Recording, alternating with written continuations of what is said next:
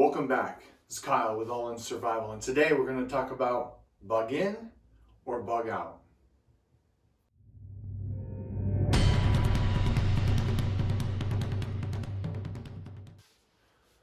And why might we want to bug out? All right. You have to understand that bad things happen to good people. And you could be living in your little environment and something tragic happens. Now, in my world, I prepare for the worst case scenarios. Then when things that happen that are far from the worst case scenario happen, I'm prepared, I'm mentally prepared, and physically prepared, and we grab the things we need and we go. So you have to do that mental game. And I live in the Southwest. I live in Las Vegas. If something happened in my general location and I was pretty sure that farther away from Las Vegas, it was going to be safer, I might make the decision to bug out. So I have to understand that depending on what's happening, the trip to get to where it might be safer could be a dangerous trip. And am I willing to expose my family to that trip? Lots of different things to think about. You have to mentally go through this process.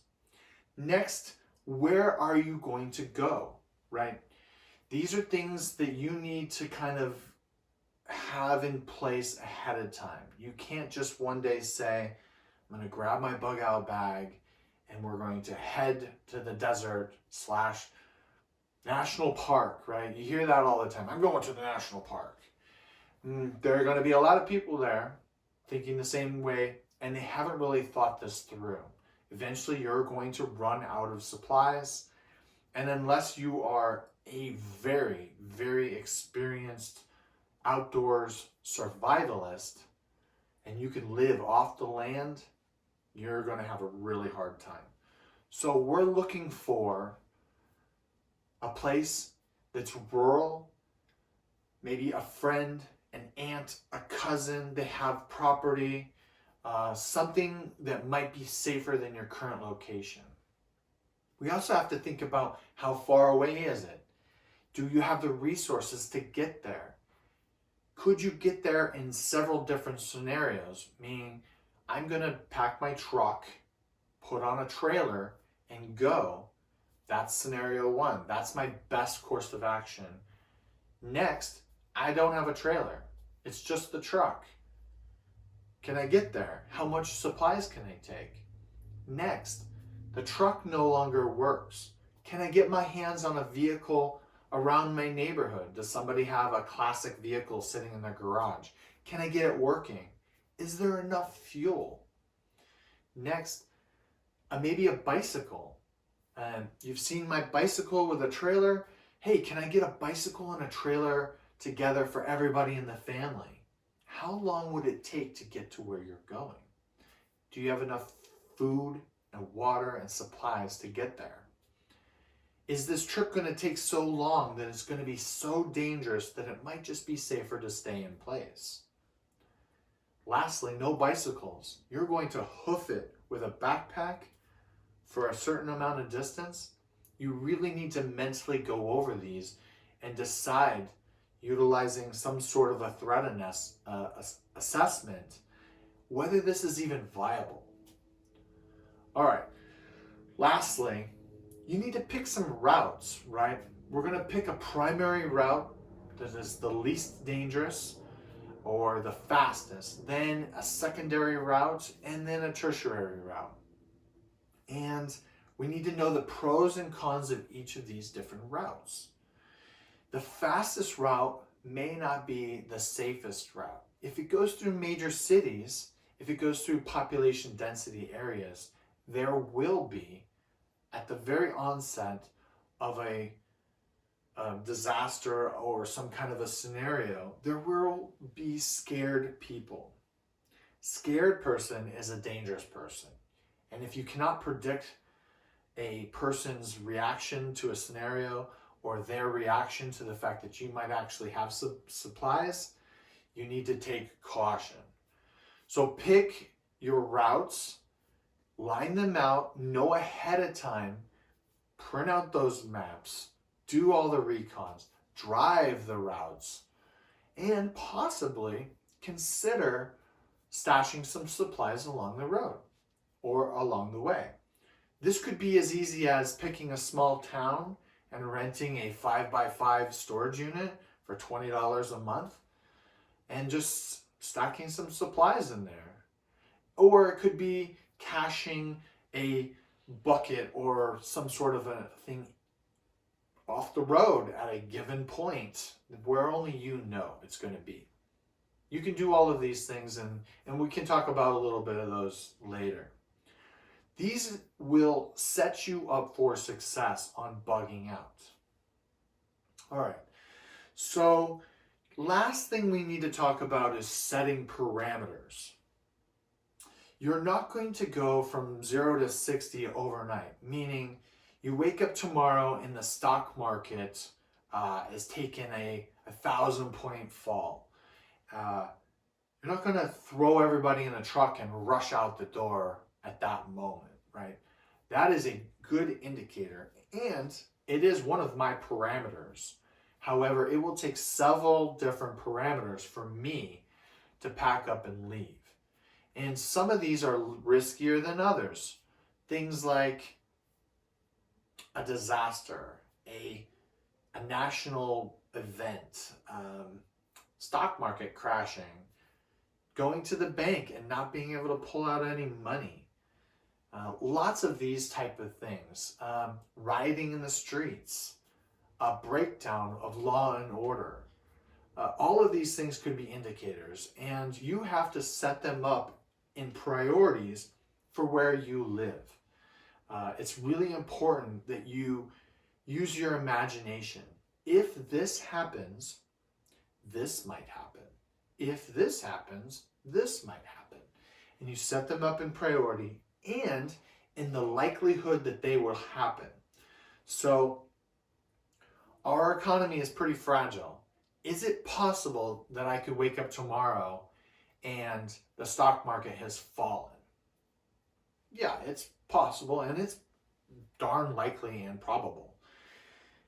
Is it possible that maybe the financial system gets wind that something bad is about to happen and they lock down your ability to transfer money and get cash out of the bank before this triggering effect happens? So let's say I wake up tomorrow and I'm out and about and I go to use my card and it doesn't work. Well, I stop by the ATM at the bank and that doesn't work. Oh, and by the way, the bank is closed. We're having technical issues until Monday or something like that. Could this be a parameter triggering event?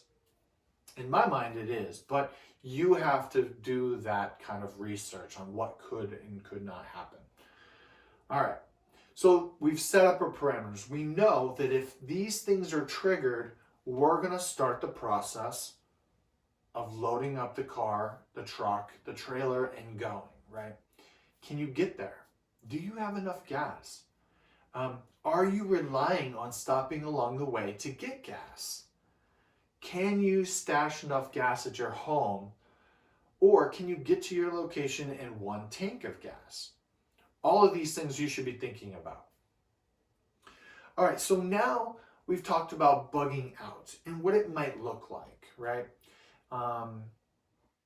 Let's talk about bugging in. And bugging in is not complicated.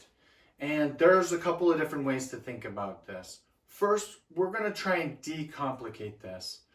Bugging in a scenario where the power still works and the water supply is still turned on is the first way to do this. Can you quarantine yourself in your own home for 2 weeks? Why 2 weeks? Well, I read a study that said that most individuals, especially before 2020 and this whole quarantine thing, most individuals had less than a week's worth of groceries in their home. Now, I believe that people have wised up and this is probably extended to at least 2 weeks at this point. But could you enter your home and stay there for 2 weeks without needing anything? That's, of course, if the lights stay on and the water is still flowing. Now, let's take that and push it out a little farther.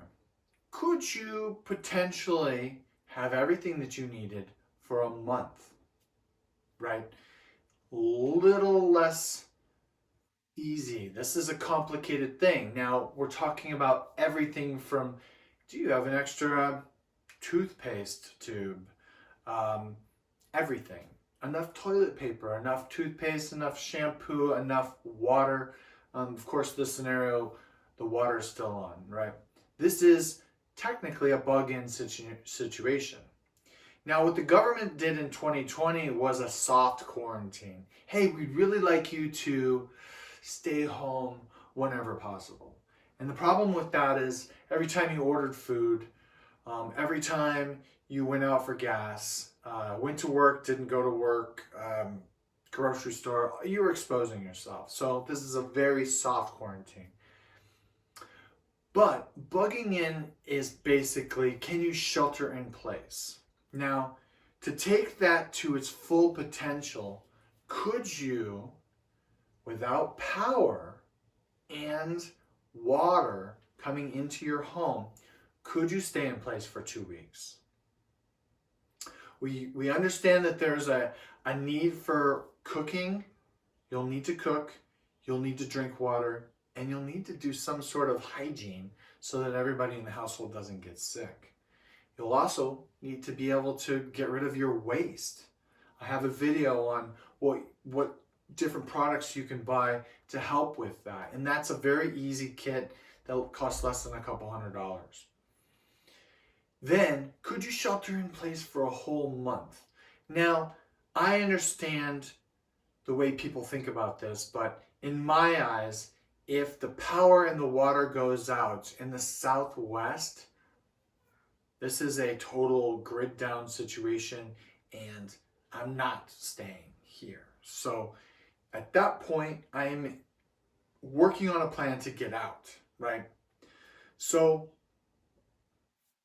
bugging in, fully collapsed in your own home with your family for a period of time. All right, why might you want to do this, right? So the first thing, most common thing, is that there's an outside threat that you're going to hide from now, or there's an outside threat that you don't want anybody else to know that you're there. So let's say there's a grid down situation and everybody in your neighborhood is hungry and you happen to have a little bit extra food. We like to joke in the preparedness realm that about the zombie apocalypse. The zombie apocalypse is a metaphor for your neighbors that never prepared, that have got the 5 days or the 7 days worth of food, and they're going to come out of their house in 7 days hungry, right? And they're not going to eat you, but they're certainly going to do whatever they can to get food, right? This is what they joke about when talking about the zombie apocalypse, right? And you have to be very, very cautious. If they even get the idea that this house particularly is filled with food, they will get hungry enough to stop at nothing to get in, right? So we're always weighing our options, right? There are things that you can do to set yourself up for success when it comes to sheltering in place. Do you have enough fuel to cook your meals quietly and for a 30-day period, right? Do you have a couple extra fuel, maybe propane tanks? I'm not sure that your grill on the back patio is the best option. Maybe for the first couple of days you could get away with grilling some stuff from your freezer.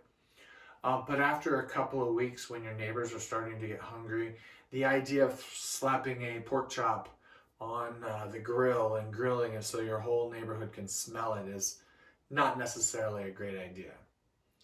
All right, One of the things we're going to talk about is setting up some fuel and a possible generator. The generator doesn't need to run your whole house, all right? It only needs to run maybe a light set, and if you want to keep your refrigerator running long enough so that all of your food doesn't spoil, you need a very small generator, potentially a very quiet generator. That way you can run it without all of your neighbors knowing that you have fuel in a generator. It's probably unlikely in today's environment where we live practically right on top of each other, but if you could run it a couple of hours in the middle of the day, that's probably enough to keep your freezer frozen. So also stockpiling a little bit of fuel. We're not talking about hundreds of gallons, but having some fuel for the possibility of bugging out for your vehicle, and having some fuel for the possibility of bugging in for a possible generator is two options that I would say is a great step towards setting yourself up for success. Well, I'm going to go into a little bit more into depth with that in a subsequent video. All right, and once again, we're going to set parameters. Why will I close the blinds and not come out of my house for a certain amount of time, right? It's unlikely, unless it's a full-blown virus, or there's nuclear fallout, or Chinese paratroopers have made it to Las Vegas, that I would even potentially consider a full bug-in scenario. But I might hold off on bugging out long enough to get all the intel I need so that my bugging out is more successful. All right, that brings us to the last topic. Having the ability to do both at any given time, and knowing that the situation could be fluid, right? We're going to have the ability at first to bug in for a certain amount of time, and have the ability to throw everything in the truck, in the vehicle, and get out at first, right? And we can keep those at the very lowest level and build up. This is preparedness 101. We're going to start low and we're going to get up, right? Bugging out at first is a close place, 1 tank of gas. You're going to throw some go bags. You're going to take a cooler into your kitchen, and you're going to load up all your cold perishable items into a cooler. You're going to take a box and unload all of your non-perishable goods into a box. You're going to throw it all in a vehicle, and you're going to go. And then we're going to expand from there. We're going to have plans and routes and locations, and it's a game that I like. It's a hobby for me, but in my 15 to 18 years of preparedness, I've never had to use any of these things. I continue to do this as a hobby because I know that throughout history, inevitably something happens where you can put your family in danger by being inactive. So, once again, if you like the content, please hit the like button and comment. Make any kind of comments, and be safe out there. We'll talk about this a little bit more.